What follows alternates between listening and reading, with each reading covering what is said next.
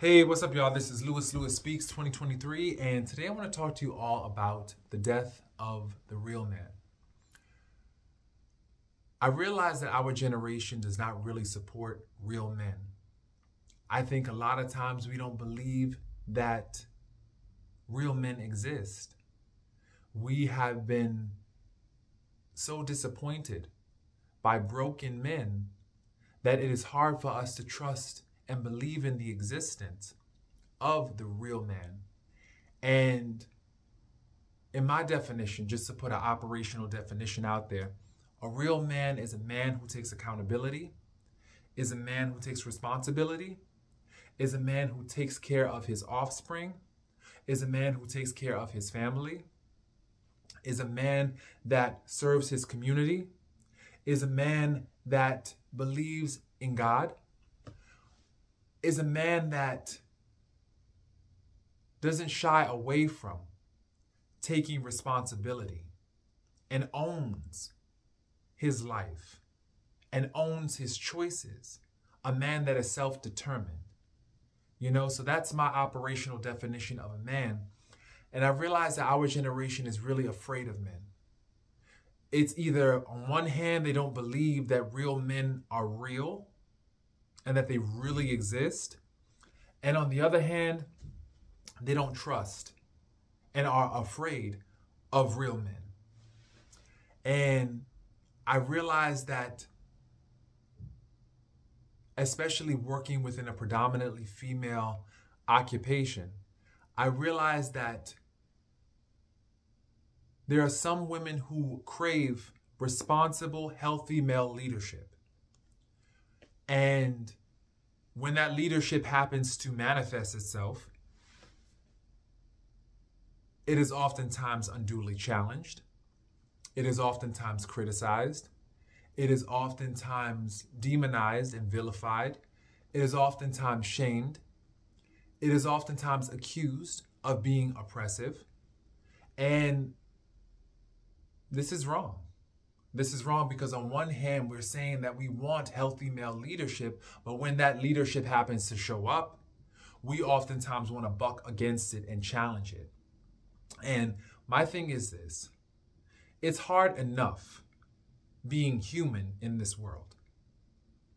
I can only imagine the plight that women have had to go through all throughout their lives.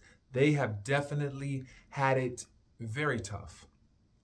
Between misogyny, between so many just abuses of their body, it's not okay. But what I'm noticing at the same time is that there's a lot of misandry in the world. And what exactly is misandry? Misandry is the hatred of men, And I noticed that we live in a world now that celebrates when men are abused, when men are assaulted by other women or men, when men are shamed and belittled and criticized for their physical attributes. And it's unfair. On one hand, you cannot say that I am a feminist, and yet and still you perpetuate the same things that you find problematic. It's not okay. If you find misogyny problematic, then you cannot, in the same breath, be an advocate and a proponent for misandry. You can't do that. And I realize that while people say that they value male leadership and responsible men, and they want to celebrate the men in their lives, a lot of times there's this covert anger and this rage that exists towards male leadership and male authority. And that's justifiable to a certain degree because look at our leaders. A lot of the men that we entrusted with power, that we entrusted with our safety, have disappointed us. They have lied to us. They have abused our trust. They have not done right by us. We entrusted them with this power and with our trust, and they have abused it. So it's understandable why we would be a little skeptical, but at the same time, how long are we going to continue to punish good men for the sins of not so good men? How long are we going to keep on holding these men accountable for the sins of the father? It's not fair. It's not fair and it's unjust. And I realize that if you are a black man, a real black man, you are perceived as public enemy number one. You are a threat. You are something that needs to be eradicated. People want to kill you. They want an end to your life if you are a real black man. And it's unfortunate. It really is, because I think this is why we have not seen a lot. Like, we haven't seen real black male leadership. Not like we did within the 60s and 70s when we saw the Black Panthers out in the streets. You know, we definitely saw black male leadership. We saw responsible men out there protecting, providing in the community. We saw that with our own eyes. We don't see that so much anymore because our leaders have been beat down. Anytime somebody tries to emerge as a leader, they're constantly being beat down and punished, either by white America and even by black America. So it's like on one hand, we're saying that we want a leader. We want somebody to take the reign, you know, and man the helms. But at the same time, we're not respectful of that leadership. I see a lot of women out here criticizing men, good men, men who are solid, men who are real men. And what is my definition of a real man? A man, as I mentioned before, who is responsible, who is accountable, who has a love for God and his higher power and respects all living things. A man who is disciplined. He doesn't chase after woman after woman after woman. No, he doesn't do that. He has self-control. He sees the bigger picture. That to me is a real man. Just some of the ingredients of what make a real man.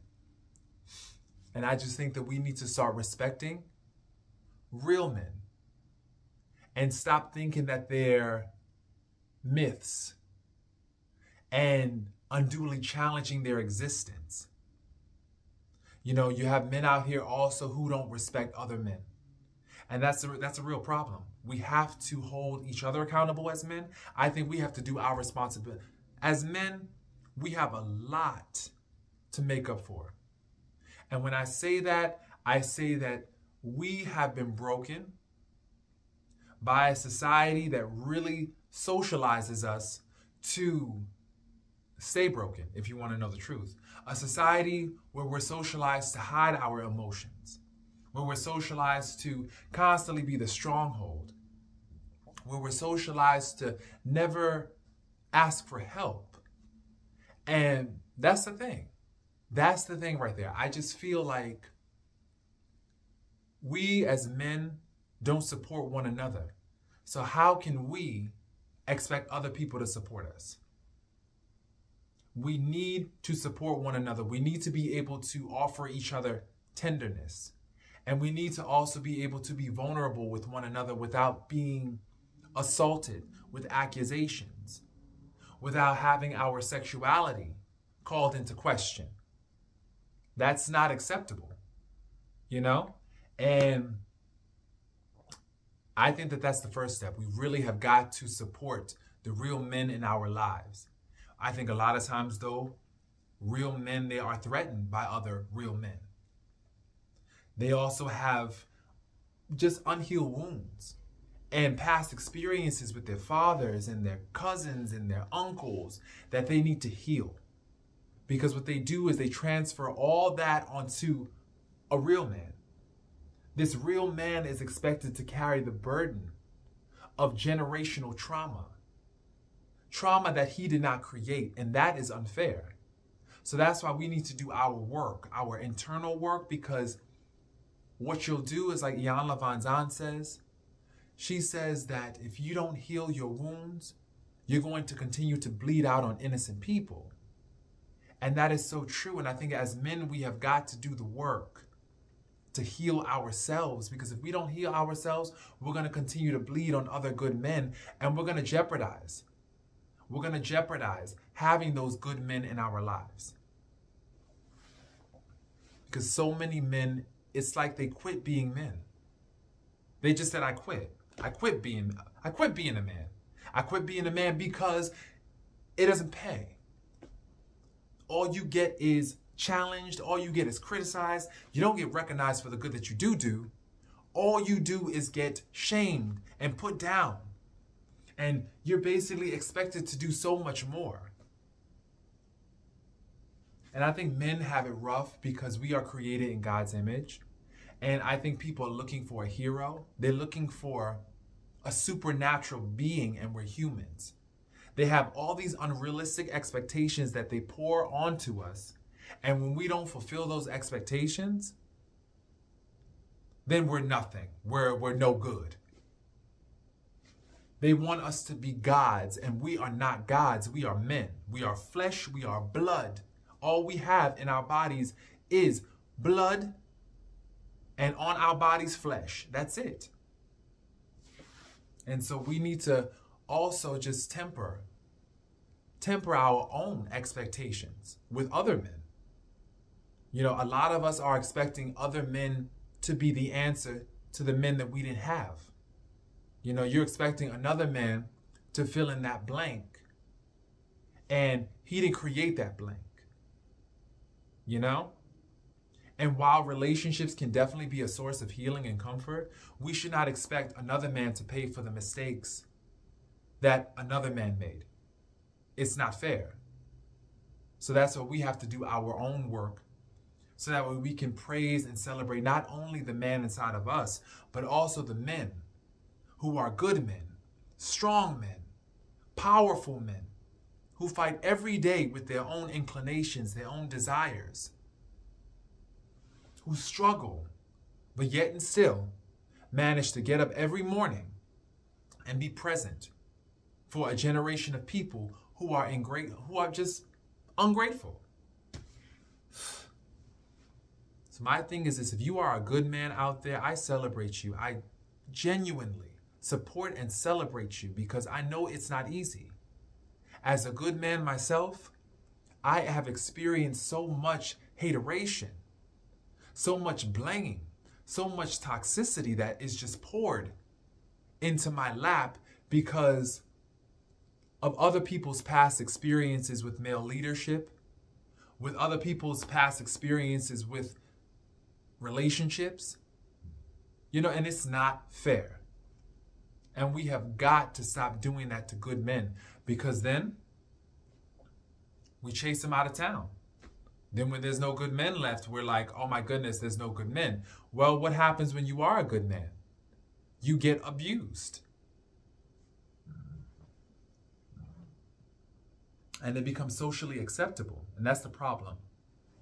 It's now socially acceptable to abuse men.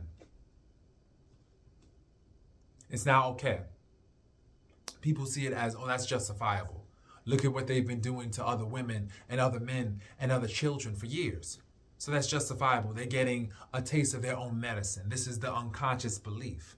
But once again, if you identify yourself as a fair person, how can you condone that treatment and in the same breath say that you are a fair person, a just person? Because that's not acceptable. I think we need to hold other men accountable for the abuses that they continue to perpetuate. We need to provide spaces to heal and opportunities to heal. We also need to stop praising and celebrating toxic behaviors, and also the bare minimum. You know, we need to hold men accountable, at the same time offer tenderness, kindness, encouragement. You can love somebody. You can hold them accountable. You can also reprimand, all within the same breath. You know, these are not mutually exclusive. In fact, if I love you, I'm going to tell you what you're doing wrong, areas where you can improve, and ways I can be of assistance. And after that, if you choose not to accept my assistance, then we're going to have to leave you where we found you. You know? Women, I have got to tell you that you are not a rehabilitation center. I will say this again. Women, you are not a rehabilitation center for broken men. You're not. Stop tolerating the poor behavior. You know? Hold us to a higher standard. And if we cannot reach that standard, well then, you can definitely, I can love you from a distance, but you're going to have to get it together and then come back. And you can offer support from a distance. But once again, you can provide the tools. It's up to the men to use the tools. Men, we have got to use the tools. We have got to find our own tools and use those tools and celebrate our masculinity and celebrate our masculine strength, our healthy masculinity. You know, my mom, you know, she introduced me to this show, Little House on the Prairie. And Michael Landon, he played the father. And this man was a good man. He was a solid example of masculinity. He was masculine. He was also at the same time a provider. He provided tenderness to his daughters and his wife and his friends. This man was a hard worker. He was a thoughtful companion. And so we as men have got to definitely lean on each other and lean into each other for role models, for care, concern. We need to lift one another up and hold one another accountable. Find and use the tools so that way we can be healthy partners, healthy friends, healthy brothers, healthy uncles, healthy cousins, healthy family for all those we claim to love. Because it's time we heal. It's time we heal and stop using excuses and using the past, because now the ball is in our court. We have access to a lot of information out there that can help with healing, that can help with transformation. And it's time that we actually begin to pick up these tools and use them. So I hope this video was helpful and a first step towards that journey. Definitely comment, share, let me know what you think. Let's get a dialogue going. And once again, I want to say that I celebrate all the good men out there, the real men who are striving every single day, working with limited resources, but yet creatively using those resources to get what they need and to help their community. I respect them. So once again, I hope that this video lands safely on your heart, and I wish you all a wonderful 2023. Peace, y'all.